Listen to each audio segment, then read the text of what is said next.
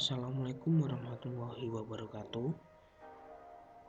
Pada video kali ini kita akan membahas mengenai pemberhentian personil administrasi. Masih di bab 3, personil administrasi.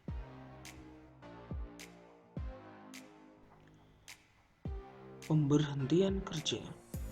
Pemberhentian atau pemutusan hubungan kerja berarti berakhirnya ikatan antara karyawan dengan organisasi atau perusahaan. Artinya, tidak ada hak dan kewajiban antara kedua belah pihak, kecuali kalau organisasi atau perusahaan menerapkan kebijakan pensiun dan dana hari tua atau asuransi hari tua atas karyawannya.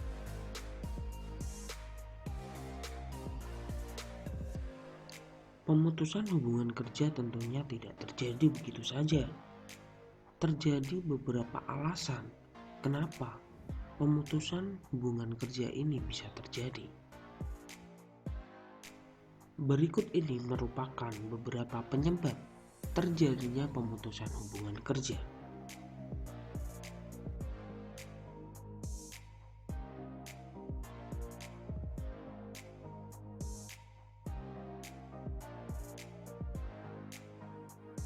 Pemberhentian tentunya bisa terjadi kapan saja, pada siapa saja, dengan berbagai alasan yang berbeda. Di sini yang paling fatal ketika karyawan diberhentikan dari perusahaan ketika melakukan suatu korupsi atau tindakan pidana penipuan. Nah, hal ini dapat merugikan perusahaan, sehingga sebuah perusahaan harus mengambil keputusan dengan langkah pemberian PHK atau pemutusan hubungan kerja. Penyebab yang lain bukan dikarenakan oleh karyawan, melainkan karena perusahaan dalam melaksanakan perampingan atau pengurangan karyawan karena perusahaan mengalami suatu kerugian secara terus-menerus, sehingga langkah yang diambil oleh perusahaan adalah melakukan pemutusan hubungan kerja. Itu merupakan contoh dari pemberhentian hubungan kerja, bukan dari karyawannya, melainkan dari sisi perusahaan itu sendiri. Dan masih banyak lagi penyebab-penyebab yang lain. Kalian bisa perhatikan beberapa penyebab yang ada di video ini.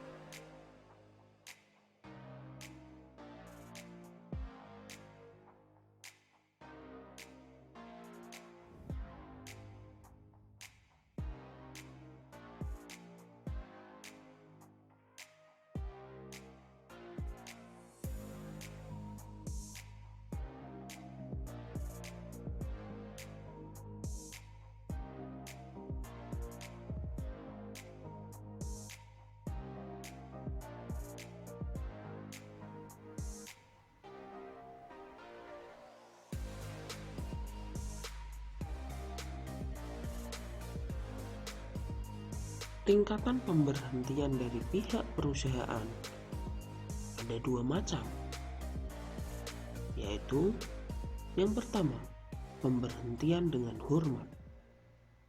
Yang kedua, pemberhentian dengan tidak hormat. Yang pertama, pemberhentian dengan hormat. Pemberhentian dengan hormat misalnya seperti karyawan mencapai usia pensiun. Jadi dalam hal ini tenaga kerjanya sudah harus diakhiri karena sudah melampaui batas usia yang telah ditentukan. Nah, dalam kasus ini pemberhentian yang dilakukan adalah pemberhentian secara hormat. Yang kedua, pemberhentian dengan tidak hormat. Berbeda dengan pemberhentian hormat, karena terjadi memang layaknya harus dihentikan hubungan kerjanya. Di mana pemberhentian tidak hormat ini, karyawan lebih melakukan kesalahan yang fatal dalam melaksanakan tugasnya, Pemberhentian ini lebih dikenal dengan pemecatan. Seringkali kita mendengar ketika terjadi suatu pemecatan, otomatis karyawan tersebut dihentikan secara tidak hormat. Berikutnya adalah hak dan kewajiban setelah diberhentikan. Pemberhentian karyawan swasta lazim disebut PHK, dan pemberhentian karyawan negeri lazim disebut pensiun. Akan menimbulkan hak bagi karyawan dan kewajiban bagi perusahaan atau instansi.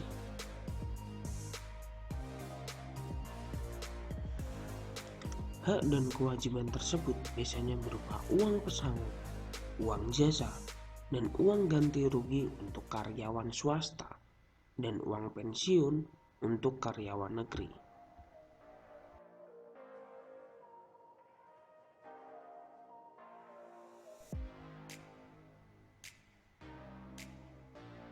Akan tetapi, ada juga pemberhentian yang dapat membatalkan hak dan kewajiban tersebut. Misalnya, karyawan yang diberhentikan dengan tidak hormat karena melakukan pelanggaran atau kesalahan fatal, otomatis karyawan tersebut tidak dapat ganti rugi baik uang pesangon, uang jasa, maupun uang pensiun. Besarnya ganti rugi atau pesangon akibat pemberhentian sudah diatur melalui Peraturan Menteri Tenaga Kerja Nomor per 4 1986, yaitu sebagai berikut.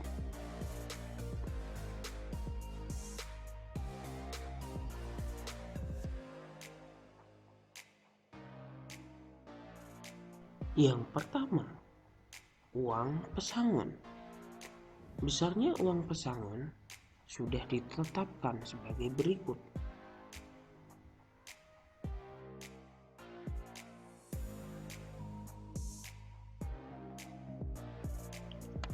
Yang pertama, masa kerja yang kurang dari 1 tahun mendapatkan uang pesangon 1 bulan setara upah bruto atau kotor. Yang kedua, masa kerja 1 tahun atau lebih tetapi kurang dari 2 tahun mendapatkan uang pesangon selama 2 bulan. Yang ketiga, masa kerja 2 tahun atau lebih tetapi masih kurang dari 3 tahun mendapatkan uang pesangon 3 bulan.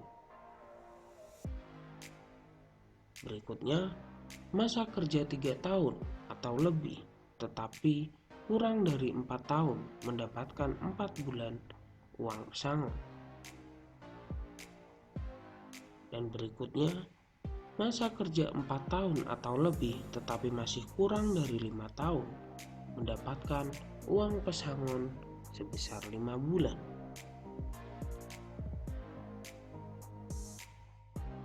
Jadi, uang pesangon ini akan semakin bertambah ketika masa kerja sudah lebih dari 1 tahun, dan per tahun akan menambah jumlah uang pesangon yang akan diterima nantinya.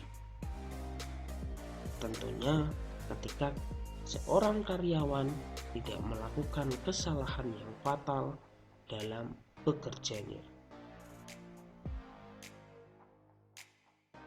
Yang berikutnya adalah uang pensiun. Untuk pensiun biasanya didapat oleh pegawai negeri. Hal ini sudah ditetapkan sebesar berapa nantinya uang pensiun akan diberikan. Berikut merupakan rinciannya.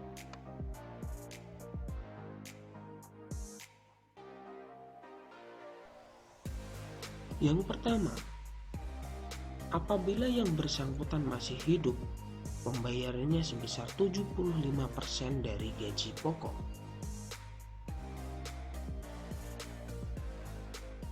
Jadi, jika uang pokok atau gaji pokoknya sebesar 1 juta, otomatis uang pensiun yang akan didapatkan sebesar 75% dari 1 juta. Berarti yang didapatkan sekitar 750.000 rupiah. Ini jikalau orang yang bersangkutan masih hidup. Yang kedua, untuk istri atau suami yang ditinggal sebesar 40% dari 75% dari gaji pokok. Jadi, ketika orang yang bersangkutan sudah tidak ada atau meninggal dunia, meninggalkan istri atau suaminya, maka akan mendapatkan 40% uang pensiun dari 75% dari gaji pokoknya. Jadi perhitungannya adalah 40% dikali 75% dari gaji pokoknya. Kalau misalkan gaji pokoknya 75%, otomatis 750.000 rupiah dikalikan 40%. Maka yang didapat istri atau suami yang ditinggal sebesar 300.000, karena hanya sebesar 40% dari 75% gaji pokoknya.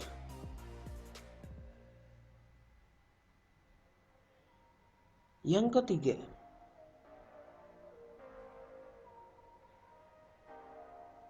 untuk anak yang ditinggal sebesar 25%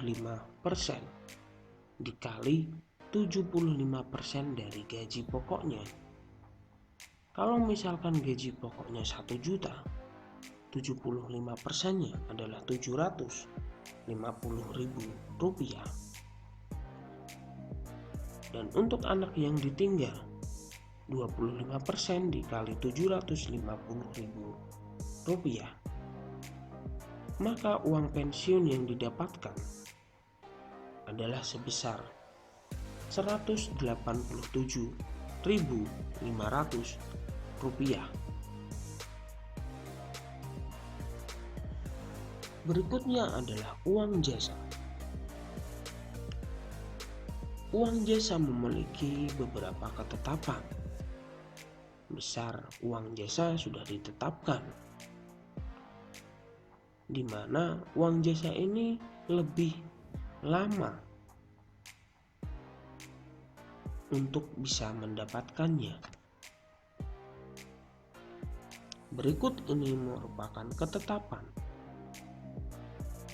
bagaimana uang jasa bisa keluar.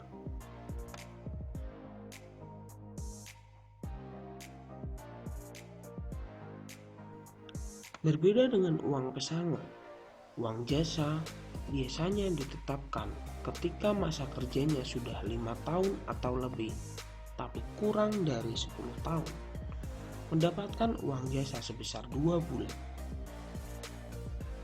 Dan berikutnya masa kerja 10 tahun atau lebih, tetapi kurang dari 15 tahun, mendapatkan 3 bulan uang jasanya.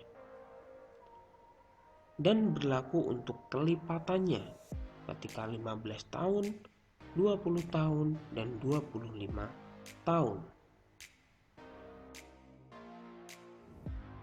Berikutnya adalah uang ganti rugi.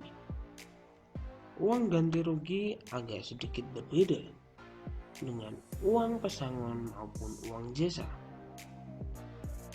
Karena menurut pasal 10 ayat 4 Undang-Undang Nomor 24 Tahun 1969, ketentuan pemberian uang ganti rugi adalah kepada tenaga kerja yang mendapatkan kecelakaan dan atau penderita penyakit akibat pekerjaan, berhak atas ganti rugi, perawatan dan rehabilitasi.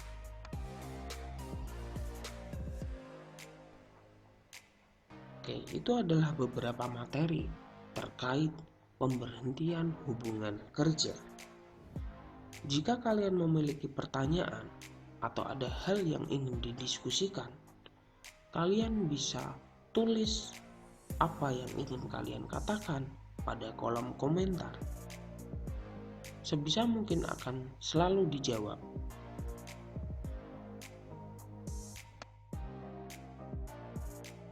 Terima kasih sudah menyaksikan video ini. Semoga bermanfaat. Kita ketemu lagi pada video-video berikutnya. Terima kasih buat yang sudah like, share, ataupun subscribe. Wassalamualaikum warahmatullahi wabarakatuh.